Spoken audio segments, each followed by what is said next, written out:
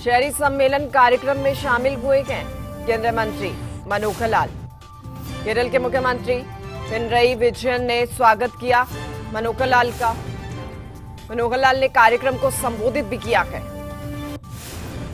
केरल के कोची दौरे पर केंद्रीय मंत्री मनोहर लाल, इस दौरान जब वो पहुंचे तो मुख्यमंत्री की ओर से उनका स्वागत भी हुआ। शहरी सम्मेलन कार्यक्रम में शामिल हुए केंद्रीय मंत्री मनोहर लाल। इस दौरान कार्यक्रम को संबोधित भी किया केंद्रीय मंत्री ने। आपको सुनवा देते हैं केंद्रीय मंत्री मनोहर लाल की ओर से अपने संबोधन के दौरान क्या कुछ कहा गया। आयोजित किया है in the light of A report from Kerala urban policy commission, उस नाते से यहाँ उसके ऊपर आप लोग 2 दिन विचार करेंगे। ये एक बहुत ही सराहनीय काम सारे देश भर के अर्बन लोकल बॉडीज के लिए एक रास्ता दिखाने के लिए it would be a milestone in that journey. आज देश भर के लोग यहाँ आए हैं, right from Himachal to Kerala. विदेश से भी लोग आए हैं, South African minister and Sri Lankan minister. तो एक प्रकार के it's not only Kerala urban enclave, but I should say it's the global urban enclave. So, शहर का विकास क्यों करना चाहिए? हमको मालूम है कि अपना देश हर प्रदेश में अर्बनाइजेशन बहुत बड़ी स्पीड से, गति से बढ़ता जा रहा है। रूरल साइड से, अर्बन साइड से जो लोग हैं वो सब शहरों की तरफ आते हैं अपने एम्प्लॉयमेंट के लिए, अपनी रोजी रोटी के लिए। जैसा इंडस्ट्रियलाइजेशन बढ़ रहा है, शहरों के आसपास बढ़ रहा है, शहरों की सुविधाएं वो ज़्यादा होती हैं। That's why urbanization is on its full swing. 60s and 70s में there was only 20% urbanized area of the country, लेकिन आज in 2025 I can say it is more than 35% of urbanized area. And in coming years, 2047, when will be completed 100 years of our freedom, उस समय तक will cross 50% of urbanization of this country. तो जिस प्रकार से urbanisation ये बढ़ रहा है, उसी नाते से हमको शहरों के विकास की ओर ये भी ज़रूर सोचना पड़ेगा। और शहरों के विकास में ये ठीक बात है कि हमारा जो संवैधानिक है, यानी संवैधानिक ड्यूटी है, कॉन्स्टिट्यूशनल ड्यूटी, वो लोकल बॉडीज़ को शहरों के विकास के लिए मुख्य रूप से कहा गया है। लेकिन चूँकि एक फेडरल कंट्री होने के नाते, फेडरल स्टेट होने के नाते से हमारा भी दायित्व बनता है, central government and state government also contribute to the full extent to develop the best cities of the country. तो उस प्रकार से यहाँ की शहरों की जो अलग अलग पहचान है, उन पहचान के हिसाब से वहाँ का विकास कैसा हो। हमारे शहर संस्कृति की दृष्टि से, cultural side they are very rich. कहीं कहीं टूरिज्म के नाते से we are having a very good cities like Jaipur, like Shimla, like Srinagar, in southern states also, even in this Kochi city also, it is a developed city in Kerala. So many cities are religious cities, जहाँ धार्मिक तौर पर लोगों का, सारे देश भर के लोगों का वहाँ आना होता है, बड़े सिटीज होते हैं। इसी प्रकार some are economic hubs like Mumbai, like Bangalore, IT hubs, technology hubs, industrial cities। तो इस प्रकार अलग अलग सिटीज़ का जो प्रकार रहता है, उसी में हर प्रकार की सिटी को हमको आगे बढ़ाना, वहाँ की डेवलपमेंट के लिए एक प्लानिंग की ज़रूरत है। मुझे खुशी है इस बात की कि जो आपने कमीशन बनाया है, there are so many learned person, there are so many experience person who are the members of the commission. उन्होंने हर पहलू को उसके अंदर छुआ है। Every aspect of the development of sustainable development of the cities that have been covered. 10 pillars जो उसके अंदर मुझे बताए गए हैं, जिसके अंदर प्लानिंग भी है, क्लाइमेट रेजिलिएंट अर्बनाइजेशन है, सस्टेनेबल यानी infrastructure, basic services, health, culture, heritage, local economic development and financing, sustainable financing, collective local self government.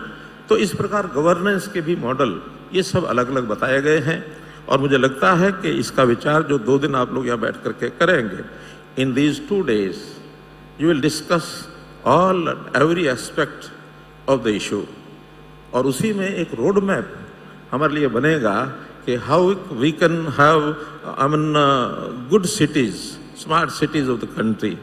तो इस प्रकार से केरल की स्पीड भी बहुत तेज गति से बढ़ रही है। अर्बनाइजेशन की ओर से मैं कहूँगा कि केरल इज द स्टेट जहाँ एक धीरे धीरे डेवलपमेंट जो हो रही है वो एक longest linear city of the world बनने जा रहा है। मैं कई बार केरल में जब आता हूँ देखता हूँ तो there is a road from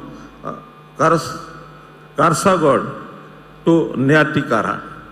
it is 700 kilometre long road और इसके जो कंटिग्यूअस इनहेबिटेंट्स हैबिटेशन है, इट इज कंटिग्यूअस हैबिटेशन और सारा ही शहर की तरह, it is like urban area. तो टोटल की टोटल इतना लंबा एरिया है। तो अभी next in some years I came to learn कि केरला में 95% अर्बनाइजेशन हो जाएगा। It would be the biggest urbanisation state in coming years. तो इसलिए केरला को शहरों की उन सब प्रकार की चीज़ों को देखना पड़ेगा और उसमें जितने भी प्रोजेक्ट्स हैं उन प्रोजेक्ट्स को एक एक करके हमको आगे बढ़ाना पड़ेगा। जैसा हम जानते हैं कि central government urban development department is one of the department to serve the all these services and all these facilities. तो उसके अंदर बहुत से आयाम हमने ये सब खड़े किए हैं और उनके अंदर जैसे मान लो विचार करते हैं कि मोबिलिटी, ई मोबिलिटी, अर्बन मोबिलिटी जिसको कहेंगे, that is metro is one of the issues. देश भर में मेट्रो खूब तेजी से आगे बढ़ रहा है और इतना तेजी से बढ़ रहा है। In 2002 we started the metro in New Delhi, 1 metro line और आज इन 2025 हमने 24 सिटीज में रनिंग मेट्रोज हो गई हैं। इन 5 other cities it is in the pipeline. After some years 29 cities would be there जहाँ metro would be in running position और total जो लेंथ है आज we are having 1065 kilometers of running metros and which is having the length, we are number 3 in the world. Number 1 is China, number 2 is USA, and we are the 3rd one having this 1065 kilometers. And in coming 2-3 years, we will surpass USA also, because USA has the length of 1400 kilometers and we are having 965 kilometers in pipeline which is being constructed nowadays. So in near future, we will be the 2nd country of the world. Metro, in addition to metro, e-buses. E-buses we are providing to all the states. At this time, we are having 10,000 buses order from different states, e-buses only. So this is again a method of urban mobility, facilitating e-vehicles. इस प्रकार से मुझे खुशी है इस बात की कि केरला में भी अभी कोच्चि में metro is running very well, water metro and other metro also. Kochi के अंदर 3 प्रोजेक्ट हैं, Kochi metro phase 1, Kochi metro phase 1A, phase 2 and 1B also. So इन सब प्रोजेक्ट्स में Kerala government and central government they are working together. हम लोगों ने joint जेबी के माध्यम से इस प्रकार का किया है काम। जस्ट नाउ चीफ मिनिस्टर साहब मुझे कह रहे थे कि RRTS, rapid rail transport service के प्रोजेक्ट भी हमारे यहाँ आने चाहिए। मैंने कहा you give me the right in writing, I will necessarily उसका जो रिपोर्ट है DPR I will get it through और हम उसमें सहयोग करेंगे। RRTS का प्रोजेक्ट जैसा भी आप हमको देंगे विल गो थ्रू इट। ऐसे ही दूसरा प्रोजेक्ट है स्मार्ट सिटी मिशन। और स्मार्ट सिटी मिशन में केरला के अंदर there are 2 smart cities, Kochi and Trivandrum. In the country, these are 101. Out of these 2 cities, we have worked in Kochi and Trivandrum with the equal participation of the central government and the state government. So central government initiates the issues, contribution from both the governments, when it is feasible, then it is made. So इसका जो लाभ है शहरों के अंदर बहुत मिलता है।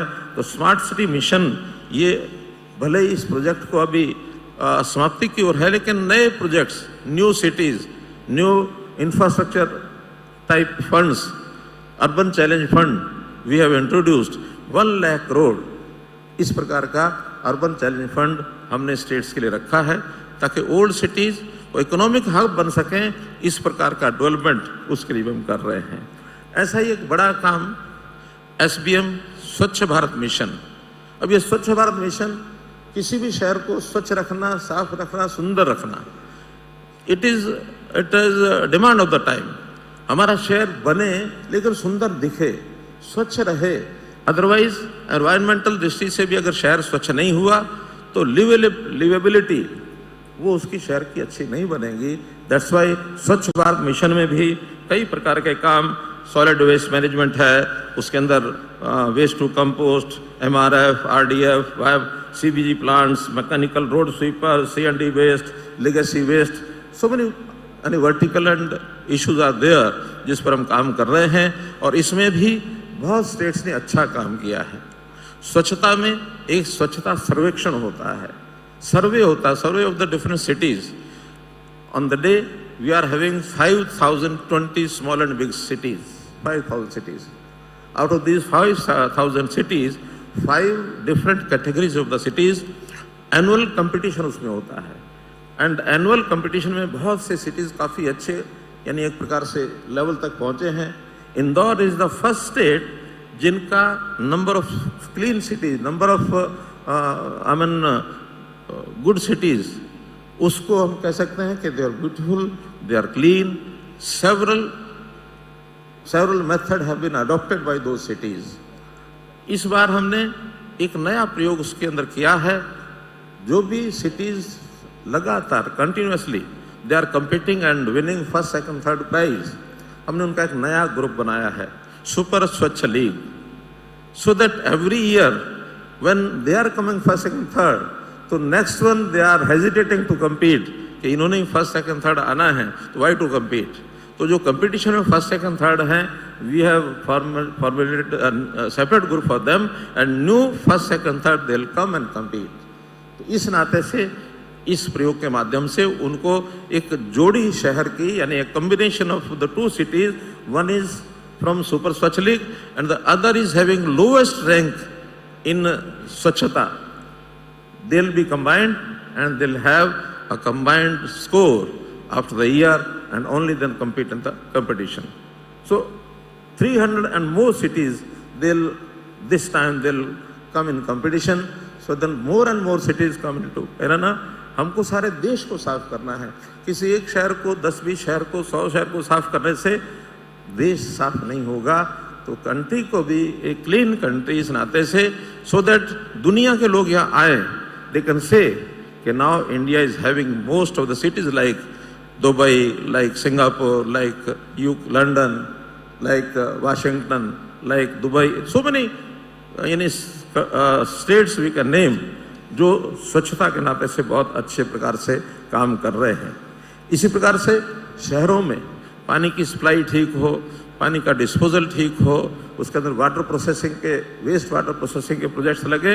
अमृत नाम की स्कीम भी हम लोगों को पता है कि इसकी सर्विसेज भी दी जा रही हैं। मैं हमारे केरला के अर्बन डेवलपमेंट मिनिस्टर को कहूँगा कि all the schemes Kerala must come in competition position so that we can have a first position in the country. चाहे कोई भी स्कीम है, अभी उसके अंदर बहुत काम करना बाकी है। Drink from tap, Amrit Mitra, जली Amrit, so many schemes are there. इसी प्रकार से भारत सरकार केवल उसमें सहायता करती है, पैसा भेजती है, अदरवाइज काम करना जो है वो state government and local bodies उन्हीं के जिम्मे होगा। तो लोकल बॉडीज को भी इसमें बहुत आगे आना चाहिए। और प्रधानमंत्री जी ने एक विषय निकाला है गरीब लोगों के लिए, प्रधानमंत्री Awas Yojana PMAY first phase में 4 करोड़ मकान सारे देश भर में बनाए गए। इन सेकंड फेज 3 करोड़ यानी 30 मिलियन हाउसेस, उनकी प्लानिंग सब चल रही है। अभी सब स्टेट्स के साथ MOUs ये कंप्लीट किए जा रहे हैं, but Kerala is still to have MOU with the central government. तो केरला को भी ये एक MOU जल्दी करना चाहिए, सो दैट ऐसे लोगों को उनको सहायता, सरकारी सहायता मकान बनाने के लिए दी जा सके। इस काम को भी थोड़ा आगे बढ़ाएंगे। और न केवल केरला बल्कि बाकी भी जो स्टेट्स हैं उनको भी मैं अपील करूंगा कि अभी शुरू हुई है स्कीम, इसके अंदर हमको एक फास्ट स्पीड अपनी बनानी चाहिए। इसी प्रकार गरीबी का उन्मूलन, नेशनल अर्बन लाइवलीहुड मिशन, इसको भी जो लोग गरीबी रेखा से नीचे रहते हैं, शहरों में हो चाहे गांव में हो, उन सबको लाइवलीहुड कैसे मिले, इसके लिए स्पेशल स्कीम्स ये बनाई जा रही हैं। दीनदयाल जन आजीविका योजना, इसमें भी ऐसे गरीब लोगों को उनको सहायता की जा रही है। इसके कुछ पायलट प्रोजेक्ट्स शुरू किए गए हैं और उन पायलट प्रोजेक्ट्स में 25 सिटीज वर देयर, जिसके अंदर 2 सिटीज केरला की आई हैं, तिरुवनंतपुरम और कोच्चि, दोनों में इस प्रोजेक्ट को, पायलट प्रोजेक्ट को लागू किया गया है। अच्छा रिस्पॉन्स है, बाकी सभी भी उसके अंदर आने चाहिए। इसी प्रकार स्ट्रीट वेंडर्स के लिए PM स्वनिधि स्कीम, उनको अपने छोटे काम के लिए लोन दिए जाएंगे। अर्थात फर्स्ट ईयर में 15,000 रुपये, पहले वो 10,000 रुपये था, 15,000 हो गया है। एंड इन सेकेंड ईयर उसके लौटाने के बाद दिल कट 25,000 और तीसरे में शायद 50,000, तीसरे साल में 50,000 का ऐसा एक लोन उनको मिलता है। टाइमली रीपेमेंट होने के बाद उनको सस्ते ऋण पर और आगे की योजनाओं का भी लाभ मिलता है। मैंने योजनाएं सारी इसलिए बताई हैं मित्रों कि इन योजनाओं के माध्यम से ही शहरों का स्वरूप बदलेगा। वो छोटा शहर हो चाहे बड़ा शहर हो, सब शहरों में यदि हम इन सब स्कीमों का लाभ उठाएंगे तो इसका इम्पैक्ट ये सोसाइटी पर जरूर पड़ता है। इसमें इनिशिएशन ये लोकल बॉडीज से भी होना चाहिए, स्टेट गवर्नमेंट से भी होना चाहिए। और सेंट्रल गवर्नमेंट अगर सहायता करती है तो उसके अंदर उनका कंप्लीशन, उनका यूटिलाइजेशन ऑफ द फंड, इसको बहुत तरीके से ध्यान रखा जाएगा, तभी जाके इसका लाभ हम आगे ले सकते हैं। मित्रों, इन सब बातों को पूरा करने के लिए जैसा एक विषय कमीशन की रिपोर्ट में भी आया है, that is financing. Financing is also very important aspect to have a developed city. Financing के पहले से जितने काम चल रहे हैं वो तो है ही हैं। सेंट्रल फाइनेंस कमीशन वो फंड्स देती है, स्टेट फाइनेंस कमीशन वो अपनी ओर से फंड देती है, लेकिन अपनी self financing of the city या लोकल सेल्फ गवर्नमेंट, उसके भी पर्याप्त अवसर उनको होने चाहिए। जैसा प्रॉपर्टी टैक्स है, जैसा यूजर चार्जेस हैं, जैसा कुछ लाइसेंसिंग फीस मिलती है, स्टाम्प ड्यूटी का शेयर मिलता है, या कोई एसेट्स के अपने एक रेम्यूनरेशन अपना खड़ा कर सकते हैं सेल्फ फाइनेंसिंग में। कहीं बिल्डिंग बना ली, इसको किराए पर दिया, या कहीं बहुत ज़्यादा लैंड एसेट्स हैं उनकी मोनेटाइजेशन कर ली। तो इस प्रकार से जितना ज़्यादा हमारी लोकल गवर्नमेंट के पास फंड्स होंगे उतना ही ज़्यादा हम प्रगति पर आगे बढ़ सकेंगे। मैं इसलिए कह रहा हूँ कि बहुत से यहाँ पर अर्बन लोकल बॉडीज़ के जो रिप्रेजेंटेटिव हैं वो यहाँ बैठे हैं। फाइनेंसिंग का एक सस्टेनेबल मॉडल ये ज़रूर बनना चाहिए। हर समय हम स्टेट गवर्नमेंट से या सेंट्रल गवर्नमेंट की तरफ देखते रहेंगे कि they will fund us and then we will proceed further. किसी भी गवर्नमेंट के लिए ये इस प्रकार का विषय ये अच्छा नहीं है। हर समय हमको आगे बढ़ने के लिए सेल्फ फाइनेंसिंग की तरफ सोचना चाहिए। आज की स्थिति में ऐसा माना जा रहा है कि हमारा जो GSDP है, GSDP का भारत के अंदर अर्बन डेवलपमेंट के लिए सिर्फ 1% ही लगाया जाता है from all the sources, whether it is from यानी स्टेट फाइनेंस कमीशन और सेंट्रल फाइनेंस कमीशन और देयर ओन फाइनेंसिंग, सब मिलाकर के 1% खर्च होता है। लेकिन बहुत कंट्रीज ऐसे हैं, मैं शायद साउथ अफ्रीका का उदाहरण देना चाहूँगा, they are having 6% expenditure of urban development. In other countries also from 6 to 8% of GSDP का जो उनका खर्च है they spend for urban development. So we'll have to we will have to increase this amount, चाहे वो central government की ओर से हम बढ़ाएंगे, चाहे स्टेट गवर्नमेंट की ओर से बढ़े, नहीं तो लोकल से, सबको साथ साथ चलना पड़ेगा। दे हैव टू यानी proceed by helping each other, by having one hand in other hand, so that we इकट्ठे करके और साथ साथ बढ़ते हैं, तभी जा करके इस काम को लाभ होने वाला है। शहरों के काम में डिजिटलाइजेशन ये भी बहुत महत्वपूर्ण है। आईटी का जमाना है, अगर हम अपनी चीज़ों को फास्ट करना चाहते हैं सर्विसेज को, तो we must use this IT methodology. नई टेक्निक आती हैं, डिजिटलाइजेशन है, टेक्नोलॉजी है, इसका बहुत बड़ा लाभ होता है। पिछले दिनों में 2 जानकारी हमने शेयर की थी सबके साथ कि रायपुर इज द सिटी जहां प्रॉपर्टी आईडी का रजिस्ट्रेशन, जो प्रॉपर्टी आईडी पहले उनके पास थी, उसका जो प्रॉपर्टी टैक्स लेते थे, उन्होंने डिजिटलाइजेशन का अच्छा मॉडल खड़ा किया and they increase this number by 50%। यानी इतना ज्यादा प्रॉपर्टी आईडी का डिजिटलाइजेशन करने के बाद ये नंबर बढ़ा। ऐसे ही पंजाब का एक उदाहरण है, वहां भी डिजिटलाइजेशन लेन देन किया, ऑनलाइन पेमेंट्स के माध्यम से सर्विस को दिया, सब 44% रेवेन्यू इंक्रीज हुआ पंजाब का। तो this is the major aspect will have to proceed further इसमें। तो ऐसे बहुत से काम हैं जिनकी ओर हमको आगे बढ़ना होगा। मैं तो आज इस कॉन्क्लेव में एक बात लास्ट में जरूर कहना चाहूँगा। In different states, we are federal state, we are cooperative federal। हमारी अलग अलग सरकारें अलग अलग पार्टीज की आइडियोलॉजी के साथ बनी हो सकती हैं, लोकल सेल्फ गवर्नमेंट अलग अलग हो सकते हैं, चाहे हम politically we are having a different ideology या वी थिंक डिफरेंटली, लेकिन as far as nation is concern, as far as development is concern, वो हमको मिल करके सबको एक साथ एक दूसरे का साथ दे के आगे बढ़ना चाहिए। इसलिए ये सोचना नहीं चाहिए कि ये स्कीम सेंट्रल गवर्नमेंट की है या ये स्कीम स्टेट गवर्नमेंट की है या स्टेट से स्कीम लोकल सेल्फ गवर्नमेंट की है, ये मिली जुली है, 2 की है, 3 की है। यानी लीडरशिप के नाते से हमको मिल करके और अपने समाज को भला करने के लिए डेवलपमेंट के नाते से सब मिल करके विचार करें, ना कि ये विचार करें कि किस सरकार का है, ये सेंट्रल गवर्नमेंट का है तो वहाँ तो गवर्नमेंट अलग है, यहाँ अलग है। This is not the way to think. इसलिए हम इसको आगे बढ़ाने के लिए सब मिलकर के काम करें। इन्हीं शब्दों के साथ मैं अपना वक्तव्य समाप्त करता हूँ और मैं पुनः मुख्यमंत्री जी का आभार प्रकट करता हूँ, इनको धन्यवाद भी करता हूँ कि इन्होंने इस प्रकार के आज इस कॉन्क्लेव का आयोजन किया। धन्यवाद, थैंक यू वेरी मच, नन्नी।